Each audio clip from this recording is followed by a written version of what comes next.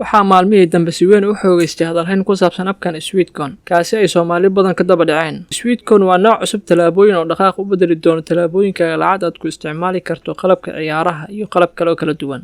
Sweetcon waa raadraaca guusha jiilka cusub. Baraha bulshada ayaa aad looga dareemaya xiisaynta barnaamijkan oo lacag abaalmarin ah lagu helayo marka socod la sameeyo. Dad badan ayaa raadinaya sida uu muuqato xog ku saabsan abkan Sweetcon oo aan ahayn mid cusub, balse baraha bulshada Soomaali laga daneynayo. Dabcan waxaa laga yaabaa inaad isweydiinayso su'aalahan: muxuu yahay Sweetcon? faa'iido ma leeyahay Sweetcon? Sidoo kale khasaare intee leeg ayuu leeyahay? lacag cadaan ma laga sameeyaa Sweetcon? Su'aalahan waxaa ugu jawaabi doonaa muuqaalkeena maanta. Ugu horeyn, muuqaalka intaan gudaha u galin waxaan kaa codsanayaa inaad nagu soo biirto. Waxaan kaloo ku xusuusinayaa inay muhiim inoo tahay inaad muuqaalka la garayso.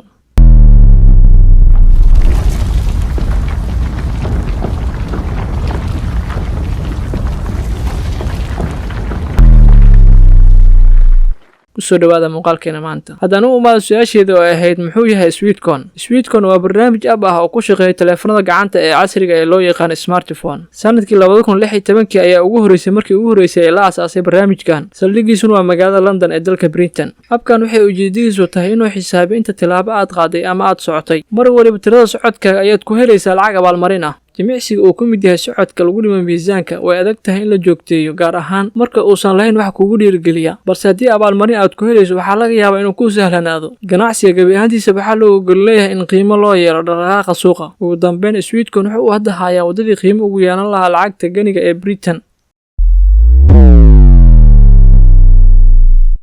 haddana u imaado su'aasheedii labaad oo ahayd faa'iido ma leeyahay Sweetcon? sida iska cad, abkan Sweetcon waxa uu leeyahay laba faa'iido qof waliba u muuqan karta. midda koowaad waa inuu qofka barnaamijkan isticmaalayo uu sare u qaadayo caafimaadkiisa maadaama uu helayo jimicsi waxtar leh.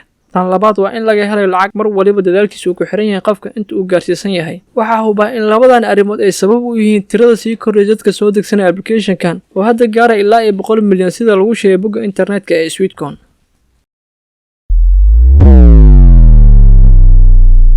haddana u imaado su'aashii saddexaad oo ahayd khasaare ma leeyahay Sweetcon? Sweetcon kama duwana barnaamijyada noocyadiisa keediya xogta. inta badan walaac ayaa laga muujiyay arrintaasi. bogga barnaamijka ayaa si toos ah u cadeeyay in qaybo ka tirsan xogtaada ay qaadanayaan si ay mararka qaar kula soo xiriiraan ama shakhsi ahaantaada hadday wax ay kaaga baahdaan. waxaa intaas dheer in macluumaadkaaga ku jira bogga aad ku leedahay Sweetcon, sida sawirkaaga iyo magaca uu heli karo qof waliba, dibna uu isticmaali karo. mawduucan waxa uu horay muran badan u dhaliyay xog la xiriirta shirkadaha internetka. hadda waxaa muran ka taagan application-ka TikTok oo lagu eedeynaya in si sharci darro ah u isticmaalo qofka macluumaadkiisa. dalka Mareykanka ayaa dhowr isbuuc ka hor laga bilaabay dood lagu doonayo in gabi ahaanba lagu tirtiro. sidoo kale waxaa horay walaac xoogan looga muujiyay halisna ku imaan karta. barnaamijkan dhowr sano ka hor la xiiseyn jiray oo loo yaqaano FaceApp. sidoo kale dabcan FaceApp waa la wada garanaya sida aan qiyaasay. khasaare kale uu leeyahay barnaamijkan waa inuu u daran yahay bateriga moobilkaaga oo dabka si degdeg oo kaaga ridayo.